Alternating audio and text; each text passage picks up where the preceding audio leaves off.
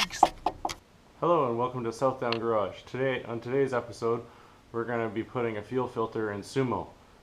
Should have done that beforehand, but you know, when we took the car drifting, it's better late than never. And we're going to fix an idling problem, stalling problem in reverse, hopefully, and get the truck ready so that we can add another 60 horsepower. Yeah, horsepower. Hey guys, before we watch this video, can you just do me a favor and smash that subscribe button and hit that bell notification so you don't miss any more content, because we have more Dodge action coming your way. 6 times a year, these giants battle each other for top placement in Japan's most beloved traditional sport, sumo.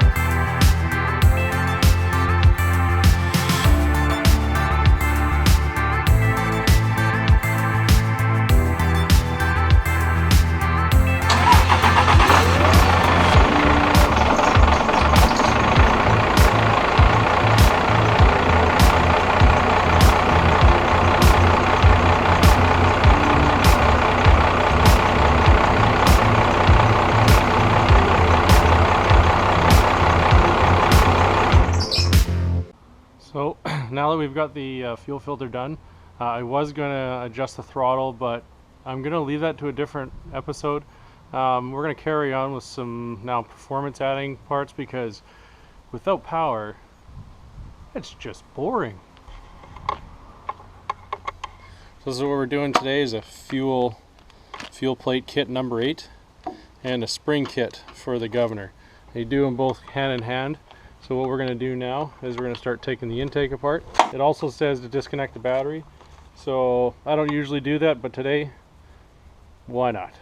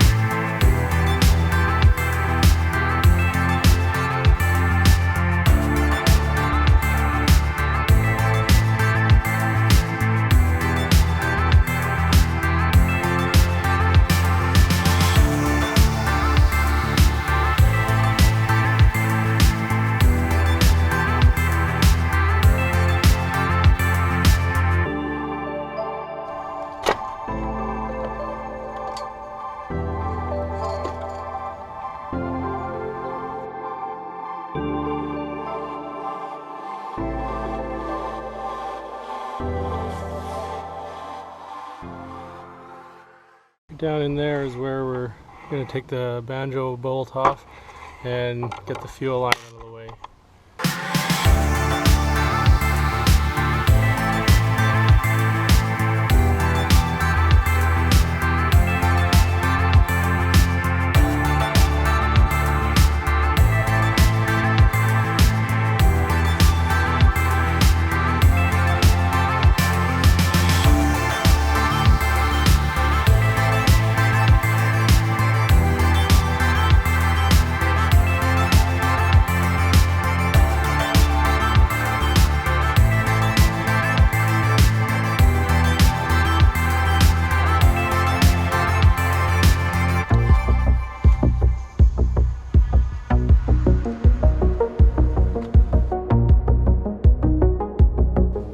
You may need an impact driver to break loose these Torx bits,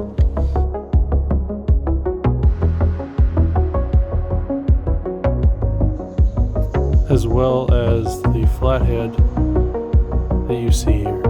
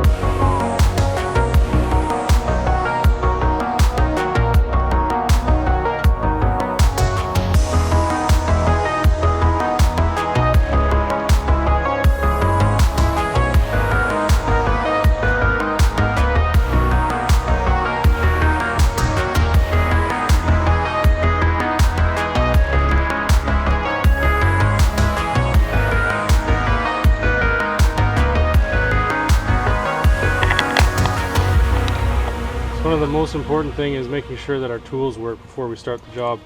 Right here is a vernier caliper. So what you want to do is you want to check the placement of where the adjustment is before you take it all apart. You want to make sure it turns on first, because if this is your only vehicle and you're going to pull it all apart, I'm going to put this at the beginning of the video because it is very important. When I went to turn this on, nothing happened. I had to go buy a battery. Thankfully I have another vehicle, or you would have been hooped. So anyways, check your tools before you start. Anything that's electronic and you're gonna put your vehicle down before you start, make sure it all works. That's my fancy tech tip for today.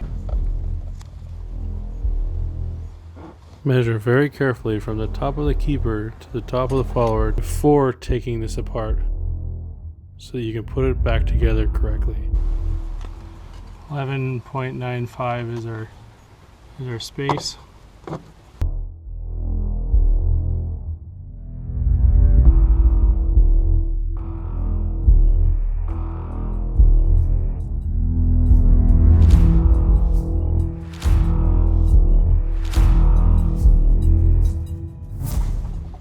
And that, my friends, is what we're trying to get out.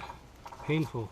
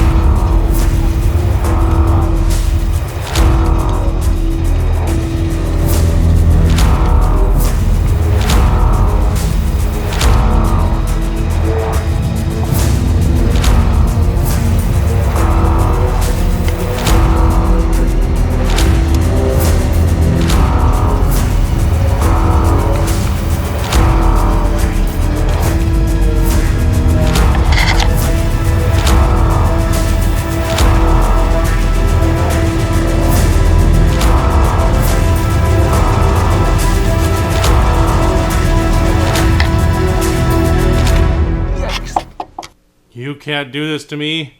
I'm an engineer. Many, many minutes later. One eternity later.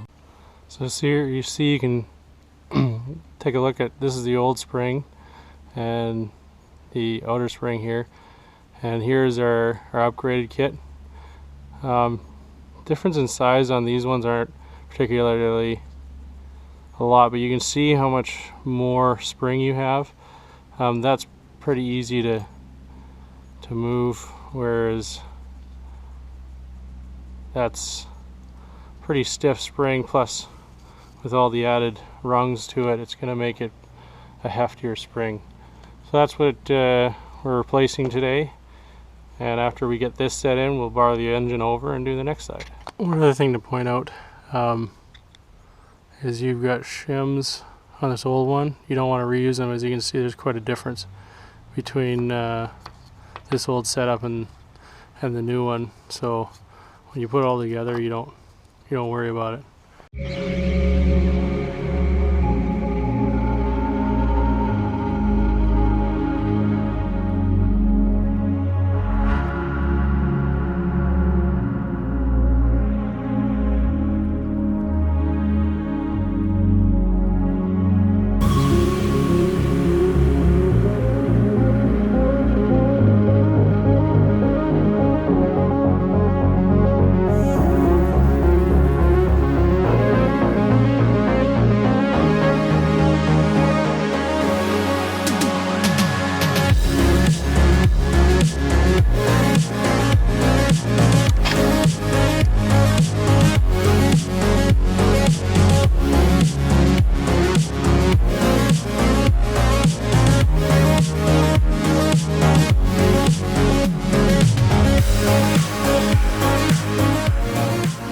Now carefully make sure the follower is centered in the spring and tighten the keeper down on the follower to the specified measurement that you took before, being very careful not to over tighten this because the keeper will crack.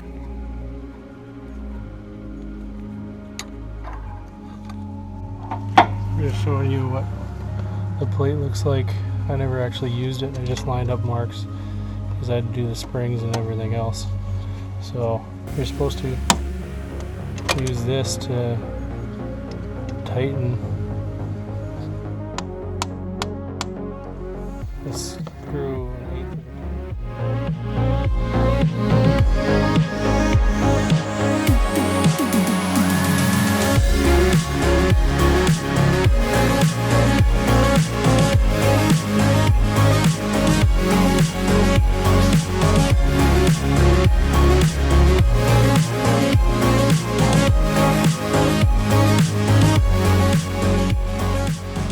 Fitting right off the back of the module here goes back to the wastegate.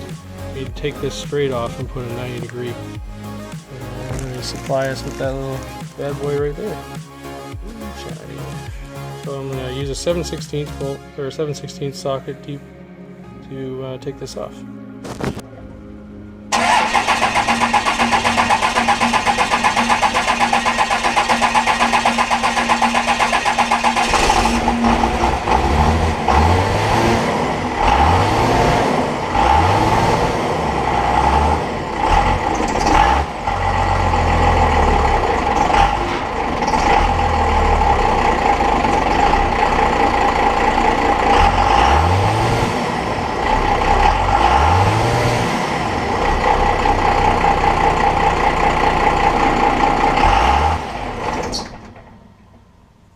So now that we know the truck runs, you have to adjust the idle.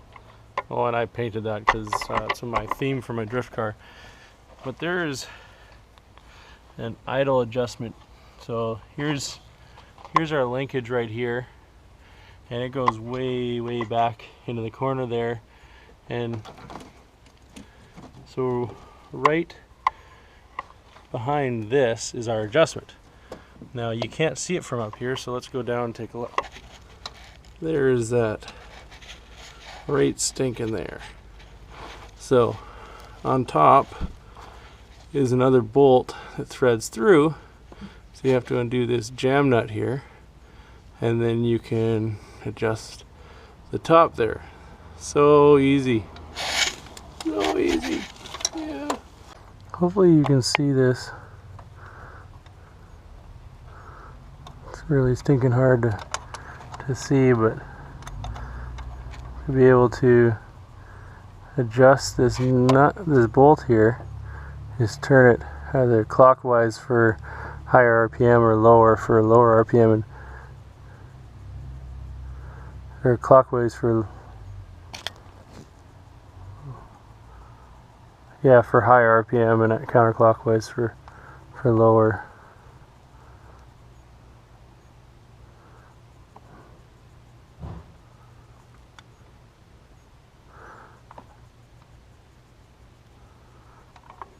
So now that that's all adjusted up here, I can set this nut back that I showed you from the bottom, and you can get it all from the top. It's a lot easier than fighting it.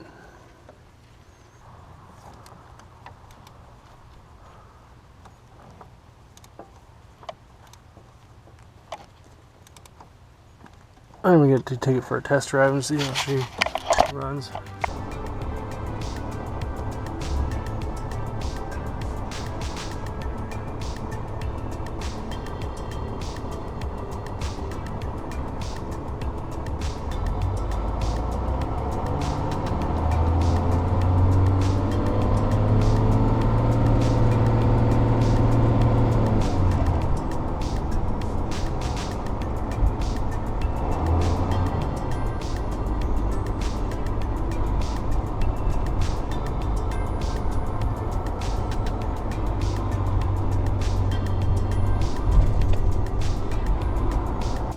Hey guys, thanks for watching this episode of Southdown Garage.